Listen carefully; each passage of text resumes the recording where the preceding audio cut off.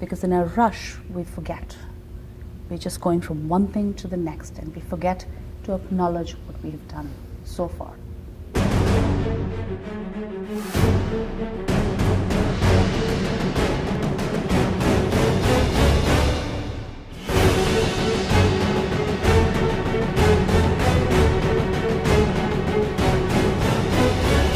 Hello, this is Marco Rock.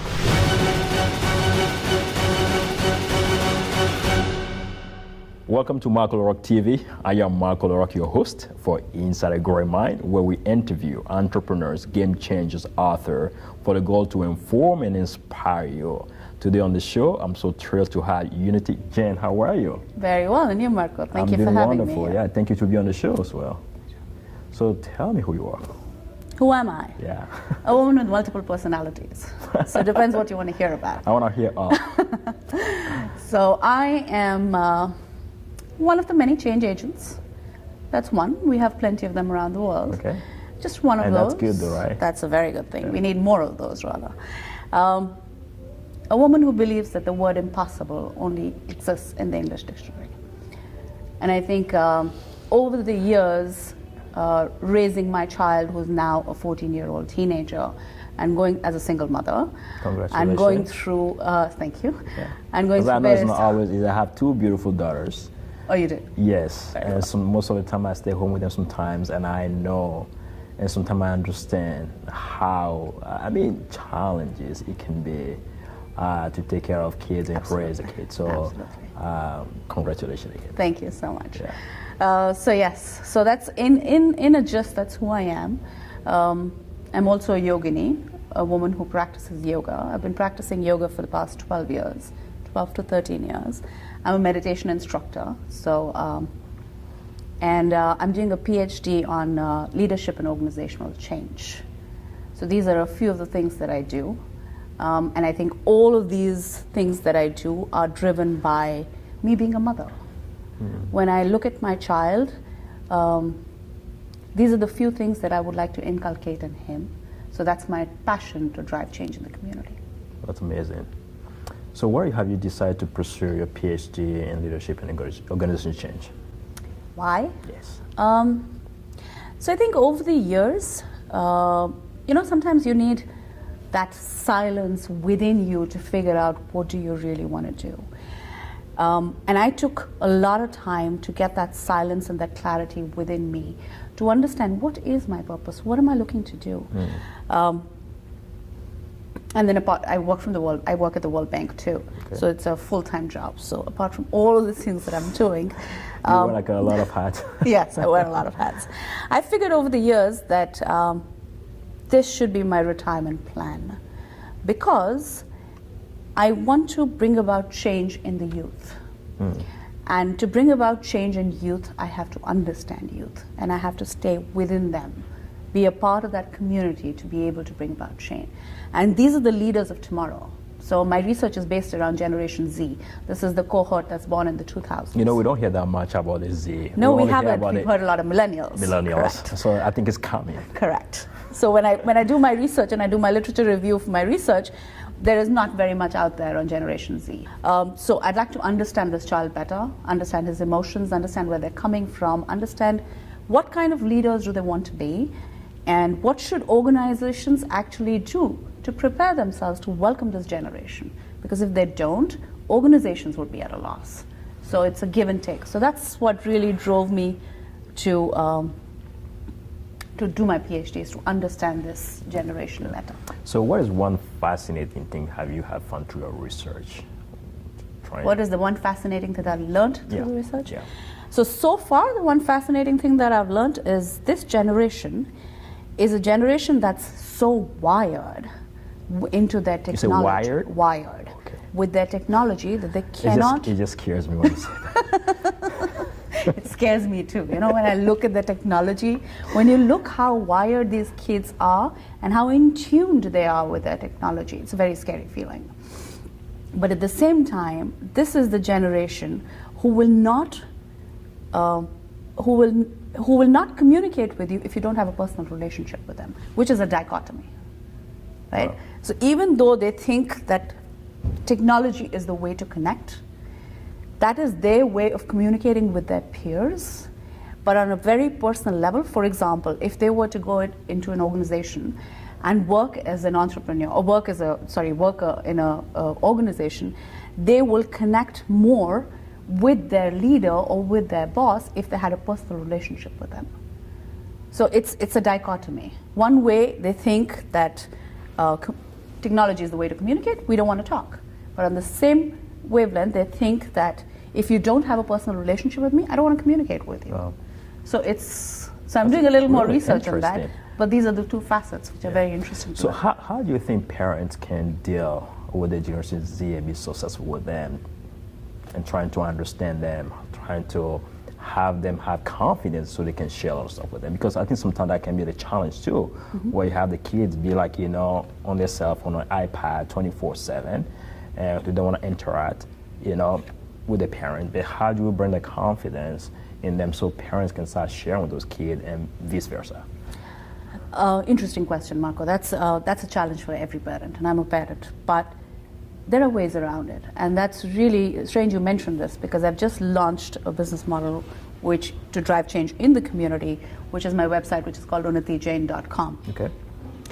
And what I'm trying to do is I'm trying to combine 3 techniques to actually teach teenagers how to handle stress and interview with parents and share with them my own experiences on how I raise my child and how we can together help these children to grow up. So the 3 attributes that I've combined is yoga, meditation, and coaching. So I've developed a set of questionnaire for both parents and for children. I love that. That is for both. That it's for both, because parents need to understand their children and children need to understand their parents. Okay. There's no right or wrong. What parents are saying, they're saying from their own perspective, and what children are saying, they're saying from their own perspective. So I don't think there's anything wrong or right. I think we as parents learn more from our children than our children learn from us. But you think a parent will be open to understand the kid, because sometimes as a parent we always think like, okay, this is my way, this is how you should do it. I hear you, and that's where we need to bring about change. And especially because I come from an Indian community. When I grew up, I come from a very, very conservative family. Oh, okay. But today, me and my father are one of the, I can safely say my father's my best friend. I converse with him, and the reason I can do that is he's not stuck in his generation. He's actually changed his thinking as good. I have grown up.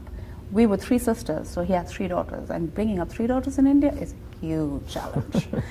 So it's interesting to see that my mother hasn't so much changed her thinking with the times, but my father definitely has, due to which my father is one of my best friends. So it's a challenge for parents, back to your question, it's a challenge for parents that they need to understand this generation, they need to give the generation the time of the day, and they have to understand that if their child is having a meltdown, it's not only hormonal, there is something more behind it.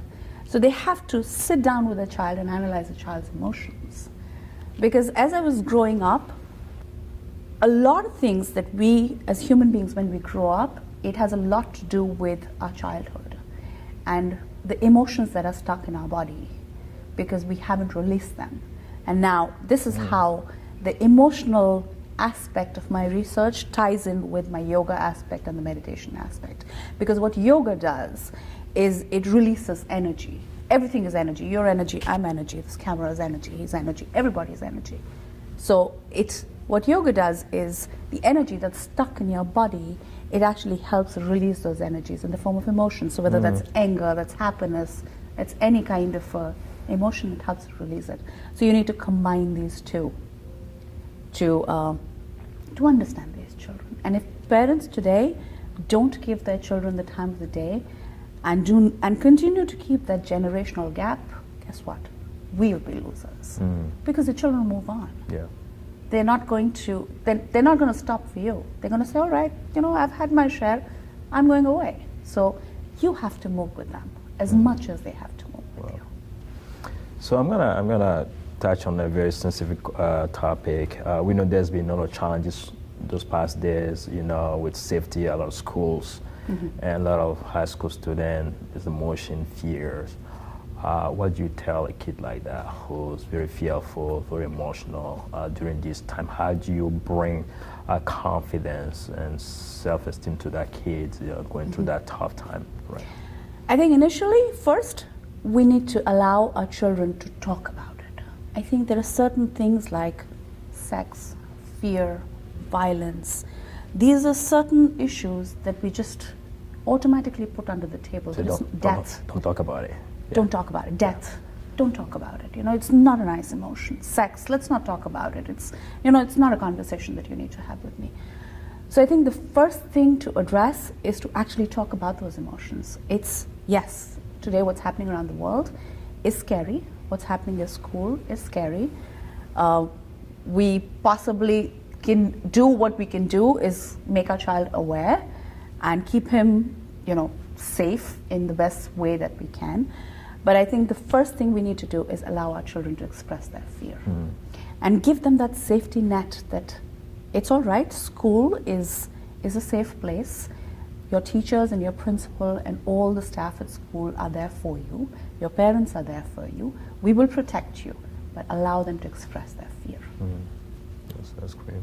So we talk about stress as far as the youth, but we know everybody's stressed. Parents, young professionals. Everybody's stressed. So how do we use yoga, breathing technique to manage stress? I've learned this over the years, and it's still a challenge. It's a journey, and it's a very long journey. When you're having an emotion, first, exercise. There is nothing like the best stress buster is exercise, whether that's the gym, whether that's yoga, whether that's walking, anything. That's the stress buster. Second, I think breathing, which we all take so much for granted, is the best way to release stress. Like how? How much? Okay, like how? Yes. When you're stressed, I'll tell you. When you're stressed, and it's an emotion, stress is an emotion. It'll come, it'll go. First, you need to tell yourself, it'll pass. That's the first statement that you say to yourself. Close your eyes and just say, it will pass. And then, in that interim, take 4 deep breaths in, to a count of 4, hold it for 2, and release for 4. I just practice it. And then breathe in for 6, count of 6, hold for 2, breathe out for 6. Take another deep breath in, hold for 8, hold for 2, and release for 8. And you'll automatically feel your body is calming down. Feels good. Right? You're a beast of your environment. The environment that you survive in, which is rush, rush, rush, rush, rush, we forget to go within. And this is one aspect that I'd like to mention, which is not a part of your question, but however, I'm going to mention this, is children and adults, as adults, it is imperative that you spend time with yourself. Be alone for maybe a day in a week. Celebrate yourself. Go for long walks. Exercise. Take yourself out on dates. Just you. Just celebrate yourself. What this is going to do for you is give you clarity, give you mental confidence, tell you exactly what you want to do. This is where you're going to find your purpose. Do this continuously. This is where you'll find your purpose. Learn to love yourself, and the world will love you. Because often we forget to love ourselves. We forget to celebrate ourselves. And that's where what you think of yourself is what the world will think of you. That's very powerful. I love that. Love that. Be you, the world will adjust. Yeah. So if you had to make one positive change in the world, what would that be? One positive change in the world. Teach people to practice the pause. To practice the pause. The pause. So they can lead better, healthier, calmer lives. So basically doesn't mean that to take a time, out of the day. To stop. Stop. To take a pause and to aggregate your day and to see what have you done, what are you doing, and what would you like to do. Because in a rush, we forget. We're just going from one thing to the next, and we forget to acknowledge what we've done. so far. So how can we empower young youth, women, especially like, young women? How can we empower them to thrive? I think one, by listening to them, Okay.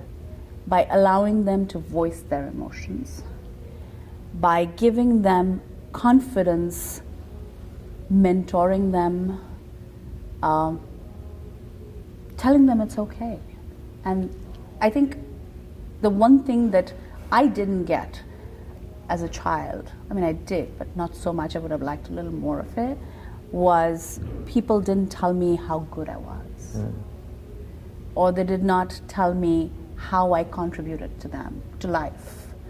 So along the way, I think each one of us needs that pat on the back. And if we give it to our youth, it will empower them, it will give them confidence. That's pretty cool. What would be your last advice tip to my audience? Believe in yourself. There's nothing in the world you cannot do. Absolutely nothing. I carry a mug all around which says believe. And people in the elevators ask me, believe in what? Believe in yourself. You can do anything that you set out to do. There's nothing that you cannot do. So just stand tall, tell yourself early in the morning, you're God's gift to mankind, and go conquer. How can people find more about the work that you do, how they can support you? My website, Okay. it's called UnnattiJain.com. It has my email. I'm readily available. Reach out to me, send me an email. I'm happy to talk to you any way you'd like. Yeah. And then which area especially that you can help somebody in? Like what are the areas that you focus the most if somebody need help? Is that like stress? Is that challenge between like parents and a child? And which area do you usually specialize in? So I specialize in coaching parents as well as teenagers. My research is based on 14 to 18 year teenagers, old children, actually up until 23, but my primary crowd is 14 to 18. And I'm a yoga instructor, so I also help with yoga. I'm a meditation instructor, so I also help with meditation.